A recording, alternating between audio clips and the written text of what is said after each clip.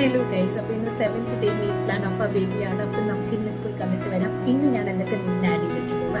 പാവയുടെ solid തുടങ്ങിയ പിന്നെ എല്ലാ ദിവസത്തെ മോർണിംഗ് തോട്ട് എൻ്റെ ഇത് തന്നെയാട്ടോ. എന്തെന്ന് കൊടുക്കും, എന്തെന്ന് വെറൈറ്റി കൊടുക്കും. ഇപ്പോൾ എല്ലാവരും അങ്ങനെയൊക്കെ തന്നെയായിരിക്കുമല്ലേ.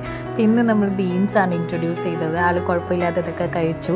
പക്ഷേ ചിലപ്പോൾ അടുത്ത തവണ കൊടുത്താൽ കഴിക്കണം എന്നില്ല കേട്ടോ. ഇപ്പോൾ എല്ലാ ടൈപ്പ് ഓഫ് ഡ്രാമാസും ഇവർ പഠിച്ചു വരുന്നുണ്ട്.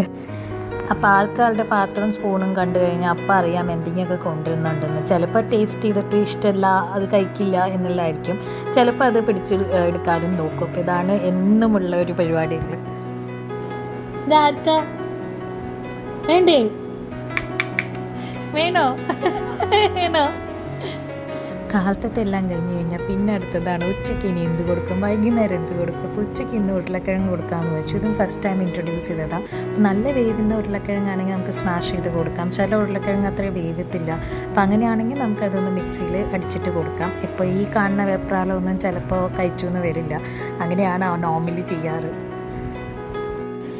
അങ്ങനെ നമ്മുടെ 7 ഡേയ്സും കഴിഞ്ഞു മീൽ പ്ലാനിൻ്റെ സീരീസ്. അപ്പോൾ ഇതേപോലെ നിങ്ങൾക്ക് വേറെയും വീഡിയോ വേണമെങ്കിൽ കമൻറ്റ് ചെയ്യാൻ ഞാൻ എന്തായാലും വരുന്നതായിരിക്കും.